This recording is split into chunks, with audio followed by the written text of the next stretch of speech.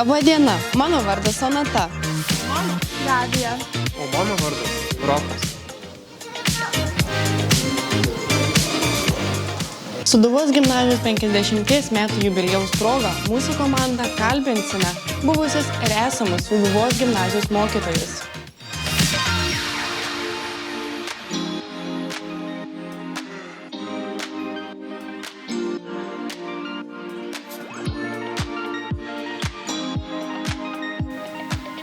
Todėl subūrėme visus kartu prisiminti pirmasis patirtis, džiaugsmus ir sunkumus. Tad kviečiame jūs pasiklausyti šių istorijų. Sūduvos gimnazijos 50 metų istorija. Tai žmonės, kurie ją kūrė, tai mokytojai ir mokiniai. Šiandien ir vakar. Šiandien mūsų laidoje dalyvauja istorijos mokytoja Marija Labačiauskienė, geografijos mokytoja Sofija Tabarienė, informacinių technologijų mokytojas Eugenijus Besasparis. Gerbiami mokytojai, prisiminkite, kokie buvo jūsų pirmieji mokslo metai šitoje mokykloje ir kaip tuo metu atrodė mokykla, kaip jinai keitėsi bėgant metams. Prieš 30 metų įžengiau į šios mokyklos erdvę. Labai žinoma jaudinausi, nes tai buvo pirmieji žingsniai šioje mokykloje. Jaudino viskas, jaudino aplinka, jaudino mokykla pati, jaudino mokytojai, jaudino vadovai mokyklos. Bet tai ne pirmieji mano žingsniai, mano pedagoginio darbo stažas tai daugiau kaip pusė amžiaus, 55 metai. Bet kiekviena pradžia yra jaudinanti. Mokykla buvo didžiulė, prisimenu. Buvo apie 1700 mokinių, apie 200 mokytojų ir kitų darbuotojų mokyklos. Direktorius buvo tada mokyklos labai gerbiamas visų ir šiuo metu žinomas Marijampolietis Alvydas Danys.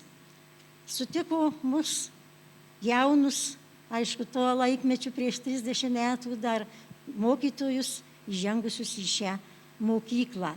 Gavau aš auklėti didžiulę klasę, penktokėliai buvo, didžiulis būrys.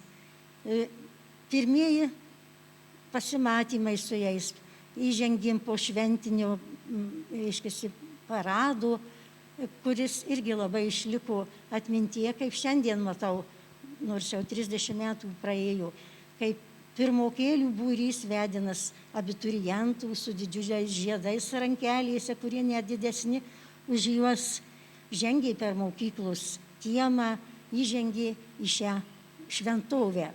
Aš mokyklą tai vadinu šventovė, žinių ir ugdymo šventovė. O mokytojų profesija, tai sakau, kad tai ne profesija, o tai yra nuo Dievo duota, kas tiki. Tai yra pašaukimas ir didelė pareiga ir atsakomybė. Ir to jaudulio vedina, tai pradėjau pirmąją dieną šioje mokykloje. Sutikau malonūs vadovų žvilgsniai, malonūs kolegų, kurie seniau dirbo šioje mokykloje. Ir aišku, nustebino tos mielos, įtaigios, žvelgiančios, klausiančios, kažko laukiančios iš manęs ta 60 suspindusių akelių. Nu taip, ir praėjo ta pirmoji diena su didžiuliu glėbiu gėlių žiedų.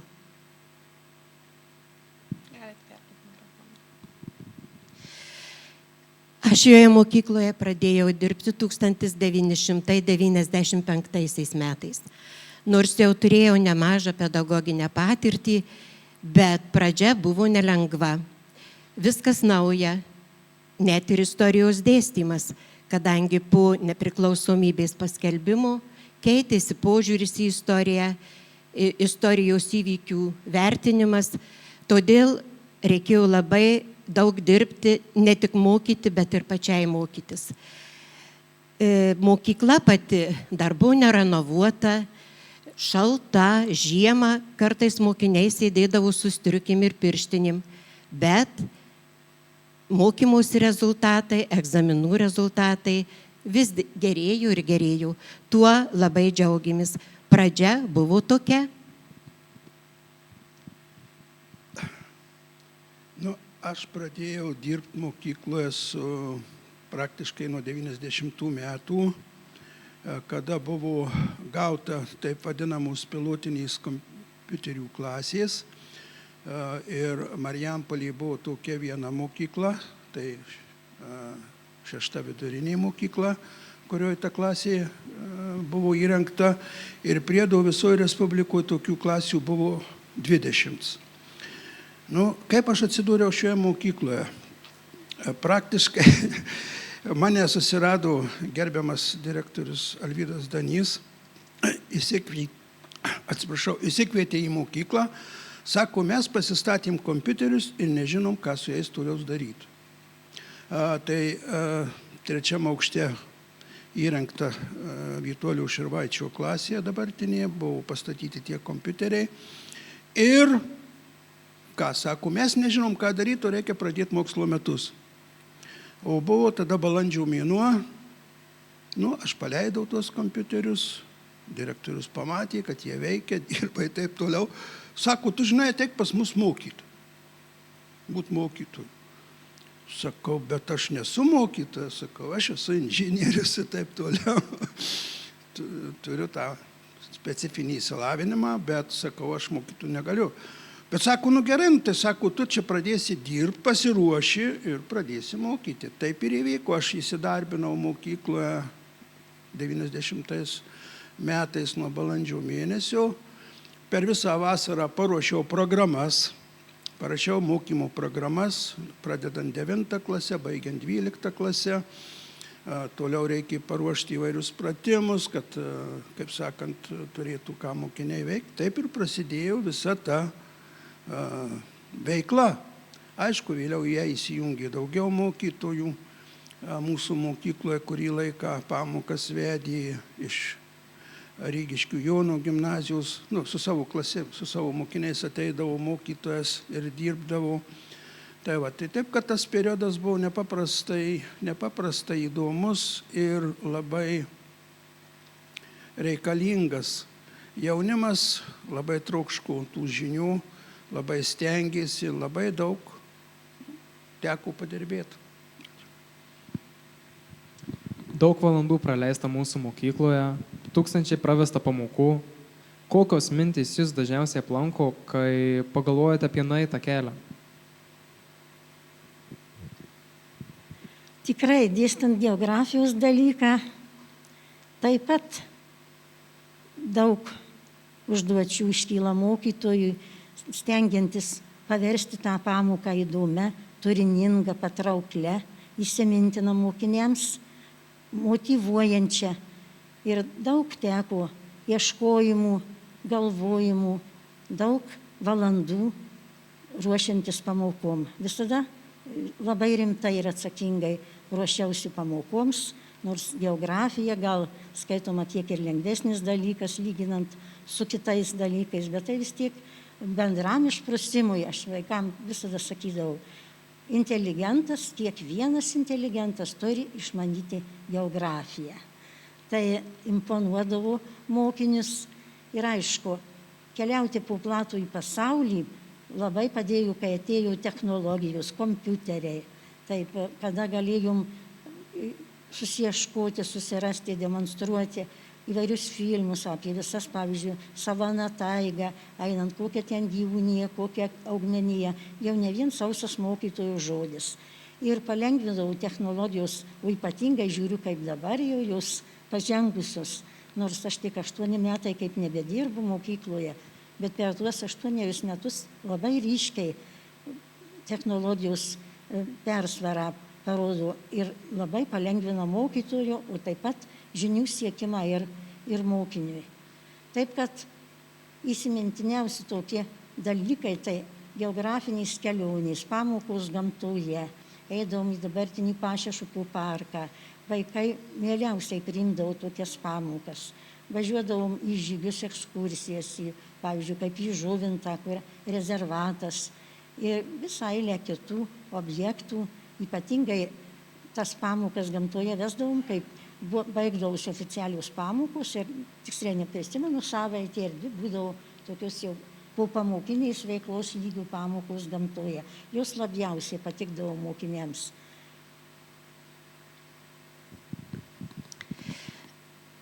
Darbas šioje mokykloje turbūt buvo pats brandžiausias mano gyvenimo laikotarpis. Turėjau nemažai patirties, kėliau kvalifikaciją, tobulėjau ir tikrai man padėjo mokyklos bendruomeniai. Labai šilti santykiai tarp mokinių ir mokytojų.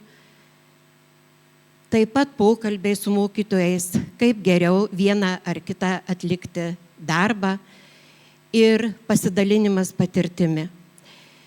Taip pat labai atsimenu, kai per vieną posėdį direktorius Alvydas Danys mūsų paklausė, vyko mokyklų reforma ir jisai sako, tai kaip norime, ar likti Marijampolės pagrindinę mokyklą, ar tapti gimnaziją. Be abejo, mes visi nusprendėme, kad reikia siekti gimnazijos statusų, todėl labai stipriai reikėjo padirbėti. Labai reikėjo gerų mokymosi rezultatų, egzaminų rezultatų, pasiekimų visose mokyklos gyvenimo srityse. Beveik visas kolektyvas, beveik visa bendruomenė didžiavusi mokyklą ir labai stengėsi. Na, o kadangi kalbam apie nueitą kelią, tai noriu padėkoti ir mokyklos administracijai, direktoriams Alvydui Zdaniui, Audroniai Vaičiulieniai, kurie buvo tikrieji lyderiai, strategai, geri vadovai. Na, o dirbau 25 metus, o švietimo reformos vis dar nesibaigė. Šiek tiek pasikeitė ir padėtis, mokiniai, o man artėjo pensijinis amžius. Todėl tuo pasinaudojau ir išėjau ir pabaigiau savo pedagoginę karjerą. Bet vietoj savęs palikau jauną, energingą, savo mokinę, istorijos mokytoją Gretą Žukauskaitę Spudienę.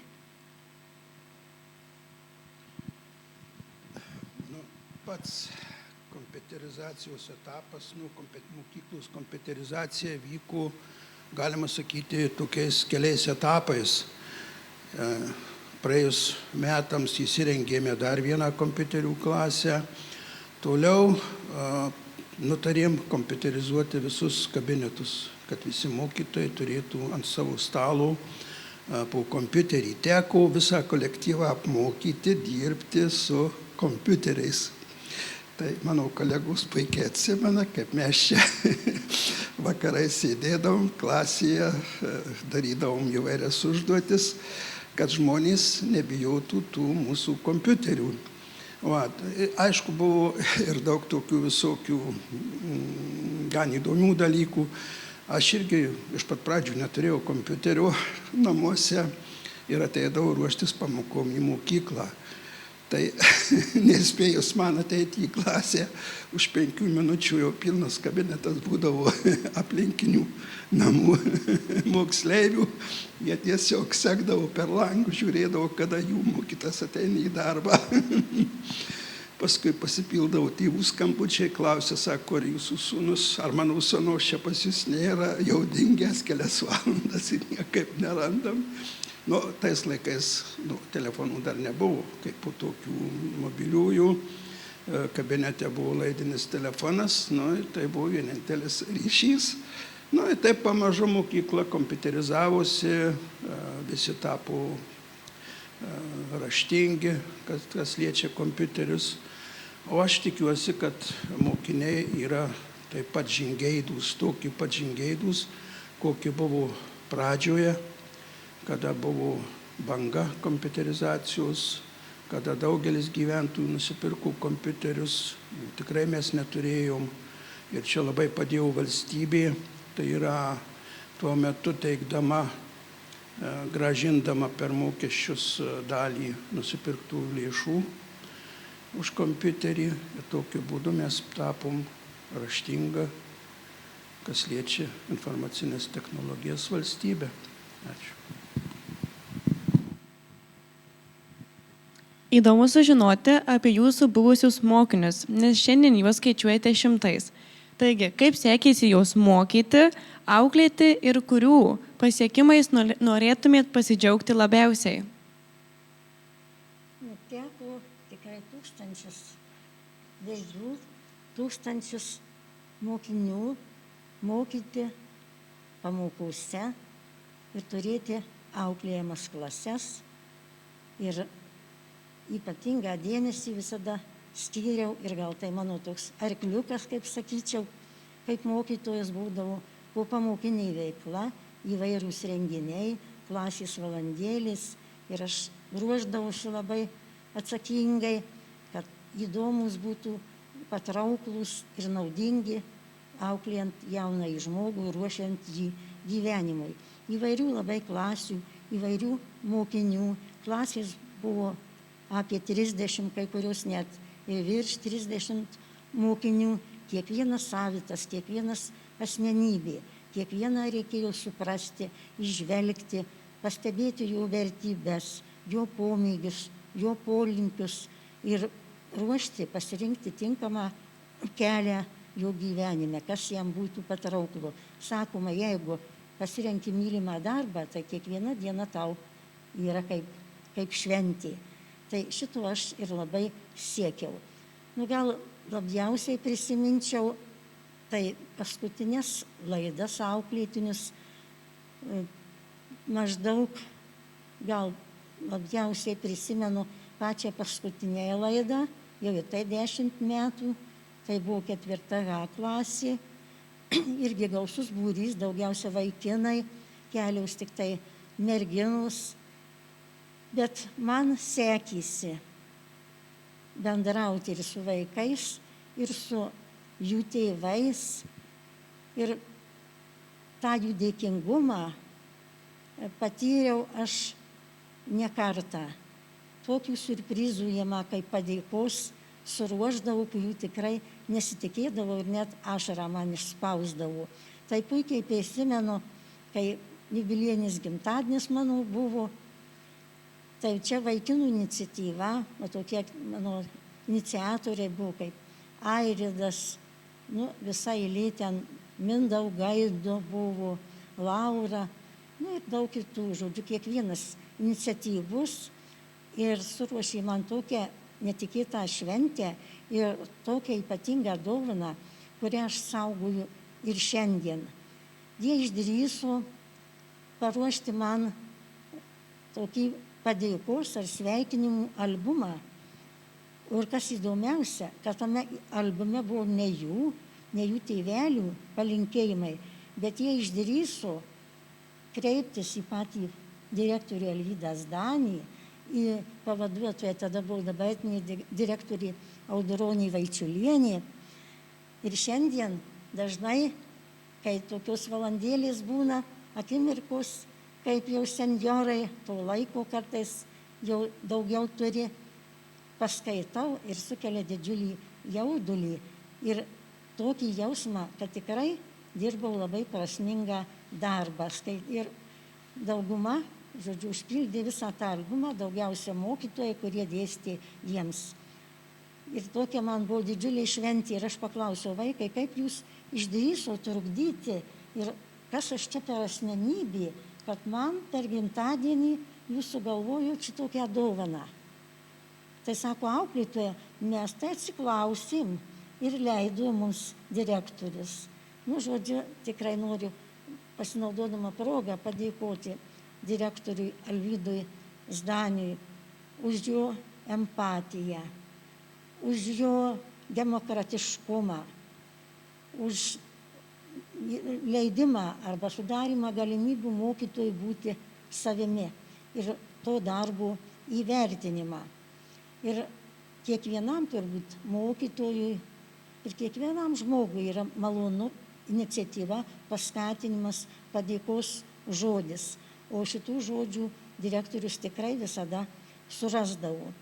Ir aš prisimenu dar labai vieną atvejį ir direktoriaus rankos paspaudimą ir šiandien atrodo jaučiu, kai buvo paskutinio skambučio šventė, jau neprisimenu, gal 2005-aisiais, kad paskaičiau maždaug prieš 20 metų. Tai turėjo būti 2005 metai, buvo abiturientų laida, aš turėjau klasę ir turėjau įpareigojimą pasveikinti abiturientus, pasakyti kalbą. Ir direktorius man po šitos kalbos tokį įvertinimą darė, sakė, tu pasakei istorinę kalbą. Galvoju, tai ko čia ypatinga mano kalba, ką aš joje jaučiau. Aš paprasčiausiai dabar prisimenu net kai kurias sakinius pasakytus, kad aš iškėliau mokytojų misiją. Kokia misija jų yra gyvenime? Tai ruošti jauną žmogų, reiškia, gyvenimui. Ir visą tai, ką darai, turi daryti per jausmą tokį kaip meilį. Ir prisimenu pirmąjį savo sakinį, kurį aš sakiau. Jeigu galima, aš pasakysiu, nes prisimenu. Aš mylėjau tave, jaunasis mano draugė, ir norėjau, kad tu pajustum, kas yra meilė, ką reiškia mylėti ir būti mylimam. Aš ieškojau kelio į tavo širdį, nes norėjau, kad tu manim patikėtum. Ir daug tokių žodžių. Ir tą padėką, tą paskatinimą dar stengtis, dar geriau dirbti, dar atsakingiau. Tai ta vadovų toks poelgis. Ir tas atrodo nieko nereiškiantis daug mokytojų rankos paspaudimas. Aš išleidau 5 abiturientų laidas. Pirmuosius auklėjau nuo 5 iki 12 klasės.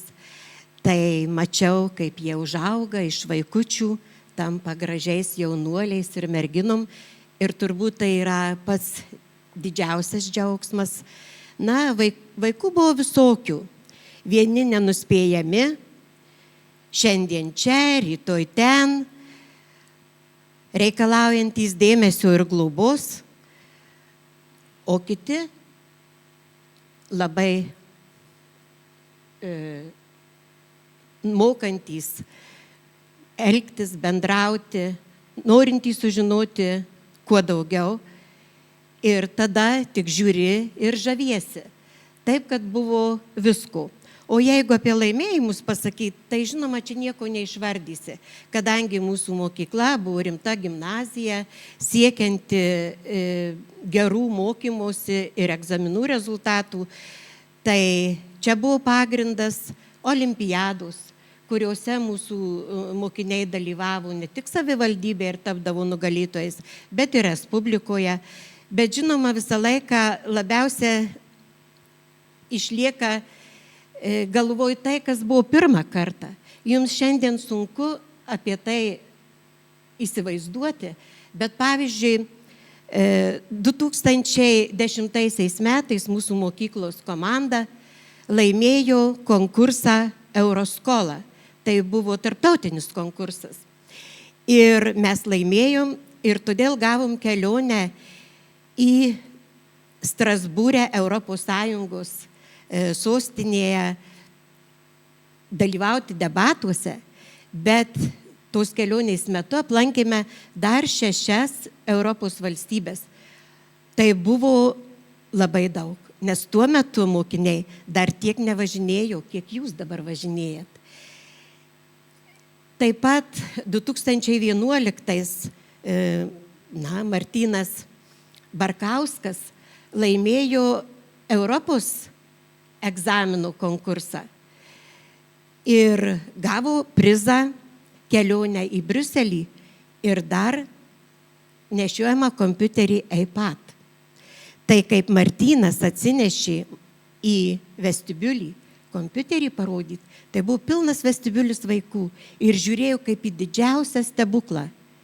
Šiandien kompiuteriais jau dirba arba žaidžia mažiausi vaikai, jau nekalbant jau apie jūs. Tai tokių visokių, kur buvo pirmą kartą įsimintini, tikrai buvo labai daug. Na ir mano mokinių yra ir mokslininkų, ir gydytojų, ir teisininkų, ir istorikų, ir netgi istorijos mokytojų. Tai aš manau, kad tikrai gražūs, normalūs santykiai su mokiniais daug ką išmokė ir mus pačius.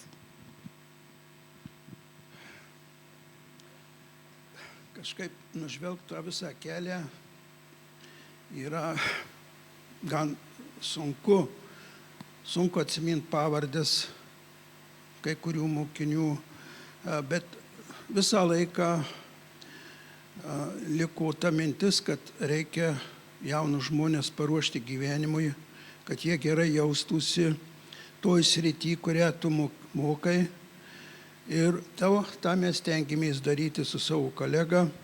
Ir pavyzdžiui, eilę metų mūsų mokyklos mokiniai, kurie stodavo į aukštąsias mokyklas, gaudavo 2 papildomus balus, vien už tai, kad jie turi gerų žinių ir iš informatikos, ir iš matematikos, ir iš kitų sričių. Tai buvo didelis nuopelnas. Atvažiuoja mokinys ir pradeda pasakot, kaip dėstytojai nustebę, kokias žinias turi jų studentai. Galėdavo mokiniai sukurti duomenų bazės, padaryti tinklalapį dėstytojams. Jie užimti žmonės, jie, kaip sakant, kai kurie neturi tam tikrų žinių. Bet tai žinias, tokias techninės rimtas žinias aš tikrai pasistengiau perteikti, kadangi stengdavausi pamokyti truputį daugiau, nei reikalauja pati programa. Ir tai pasiteisino daugeliu atveju ir daugelis mokinių tapo programuotojais, tapo vadybininkais. Yra ir daug tokių iškilių žmonių, kurie yra Seimo nariai, miesto tarybos nariai. Mes sveikinamės. Aš jau daugelį užmiršęs, bet prieina, mokytojau labas, jūs mane kažkada mokyti. Žmogus jau pasikeitęs, jau tas nėra to jauno, kaip sako, bet kažką prisimeni veido bruožus, atsimenu, ačiū, kad pažįsta dar mane, ašgi jau pasikeitęs, aš jau netoks, kai buvau jau tame amžiuje, kai jūs mokiau. Tai tikrai yra labai miela ir aš džiaugiuosi, kad mokykla išlaiko tą aukštą statusą. Aišku, jį pasiekti buvo labai sunku ir čia didelis nuopelnas gerbiamo buvusio direktoriaus Alvydos Danio. Taip pat nuopelnas visų kolektyvo narių. Be jų tai būtų tikrai neįmanoma išugdyti tuos jaunus žmonės, kad jie gerai jaustųsi gyvenime. Aišku, būna viskų. Būna visokių žmonių, bet ką padarysi? Mes stengiamės, kad visiems būtų gerai. Ačiū. Dėkojame, kad atvykote į laidą, pasidalinote prisiminimais, mintimis. Ko norėtumėte palinkėti Sūduvos gimnazijos mokytojams, mokiniams, mokyklos 50-ojo jubiliejaus proga? Mokiniams tai norėčiau palinkėti išsiauginti savyje 3 tokius dalykus. Tai gerumą ir dalintis juo su kitais, nelaukiant grąžos. Antras dalykas, kurį norėčiau palinkėti išsiauginti savyje, jautrumą, atjautą. Nepraeik pro vargšą, padėk tam, kuris silpnesnis, padėk tam, kuris neturtingesnis. Ir trečias palinkėjimas, kurį linkėčiau išsiugdyti savyje, tai pagarba. Pagarba savo ir kitiems. Labai išmintinga liaudies patarlė yra gerbk pats save, tai ir kiti save gerbs. Jeigu palyginti dabar, kaip stebėjau, čia per mokytojų dieną jaunimą, tai koks nuostabus koncertas, kokie išradingi, drąsūs, sąmojingi, įžvalgūs, kaip gražiai ir viską stebi ir pastebi mokytojose, jų elgesyje, jų asmenybėse, kiekvienas savitas. Tiesiog žavėjomės tomis nominacijomis mes čia esantys senjorai. Tai buvo nuostabus renginys, kurį aš ilgai atsiminsiu. Buvo nuostabi mokytojų diena. Ir ypatingas dėmesys mums senjorams, kad mokykla išaugo tokias tradicijas gražias, kaip kviesti mus į mokytojų dieną kasmet. Ir mes taip išėjome iš jos pakylėti. Tai didžiuliai padėka dabartiniai direktoriai Audroniai ir jos pavaduotojams Kristinai ir Dariui. Tikrai buvom pakylėti. Buvo ekskursija po mokyklą padaryta ir nustebinta buvau tokios pažangos per tuos 8 metus. Taip, ir norėčiau pastebėti dar skirtumą tarp to jaunimo anksčiau, kai tik pradėjau mokytojauti per daugelį metų, ir kad ir šioje mokykloje, ir dabartinio. Dabar jaunimas drąsus, įžvalgus, labai toks smalsus, sakyčiau.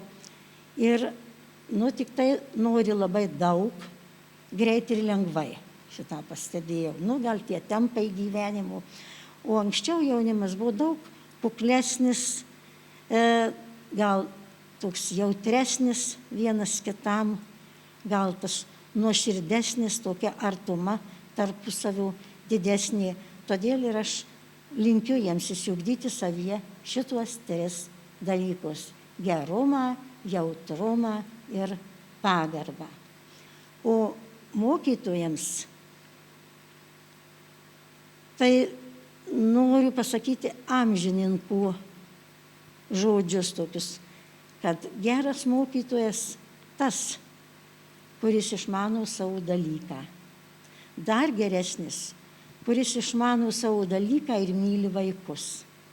Bet visų geriausias, kuris myli vaikus ir išmano savo dalyką. Jūs turbūt supratote, kas svarbiausia mokytojui.